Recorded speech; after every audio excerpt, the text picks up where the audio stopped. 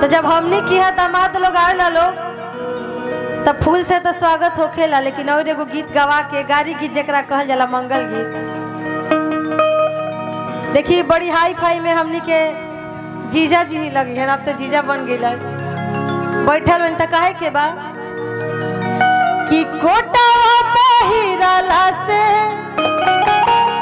Hero ना कहई बाए बबुआ, अरे बबुआ का कहई है बहिन छिना रे कहई बाए बबुआ, बहिन छिना रे कहई बाए बबुआ, कोटावा पे हीराला से हीरो ना कहई बाए बबुआ, कोटावा पे हीराला से हीरो ना कहई बाए बबुआ, अरे बबुआ बहिन बेचावे कहई बाए बबुआ, बहिन छिना रे कहई बाए बबुआ। की भैया कहिया के चलल तू हवाए कौवाना बेड़ुआ,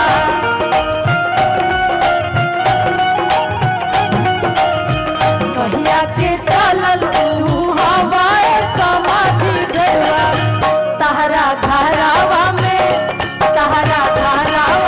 चोरावा समाई दे आय सिया राम के बड़ी, तहरा घरावा में चोरावा समाई दे आय सिया राम के बड़ो।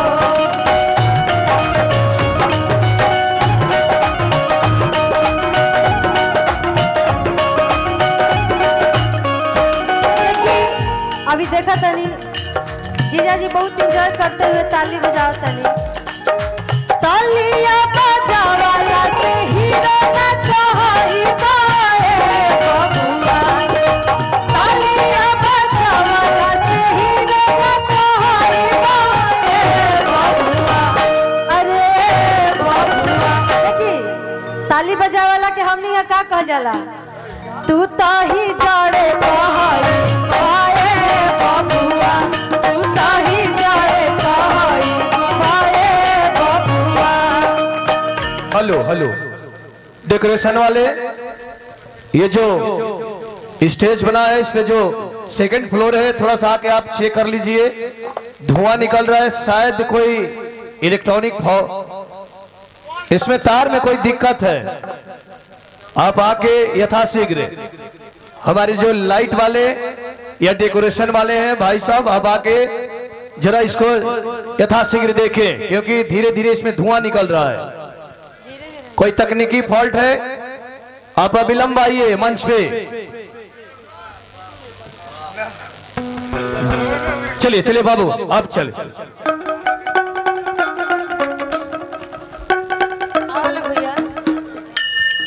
बहिन छिना रे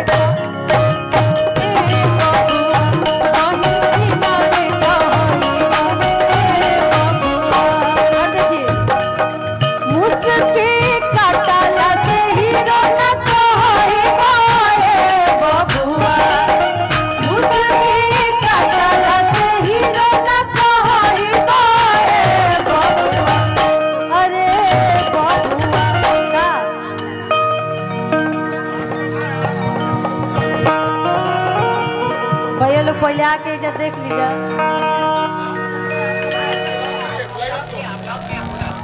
अरे भाई तुम क्यों नहीं सुन रहे हो, इसमें आग पकड़ लिया है।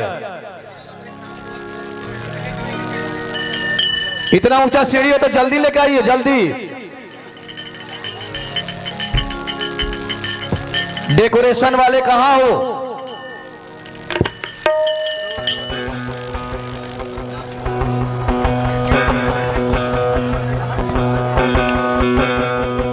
सीढ़ी नहीं है आपके पास?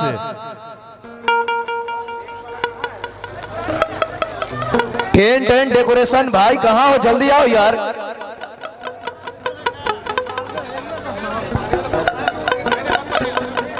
पानी से ना, पानी से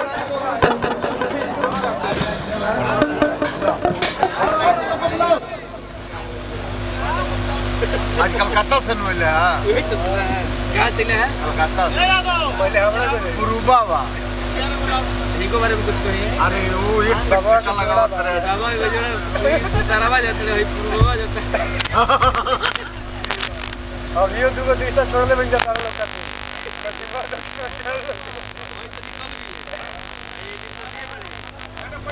रियाज हो रहा है, ये सारा मंच खा के सुबह कर हम बिचारो अरे जीवाणु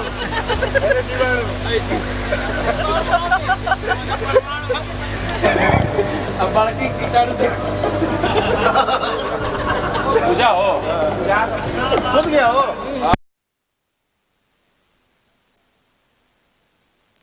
वाले गीत सब होई भैया, लेकिन पहले हमने कि यहाँ पाहुन आइल बड़े तो पाहुन के भी तो गरियावल जरूरी बा। ऐसा हो ही नहीं के सकत कि दामाद लोग आओ उनका के गरियाई जना वो आराम छपरा बिहार में।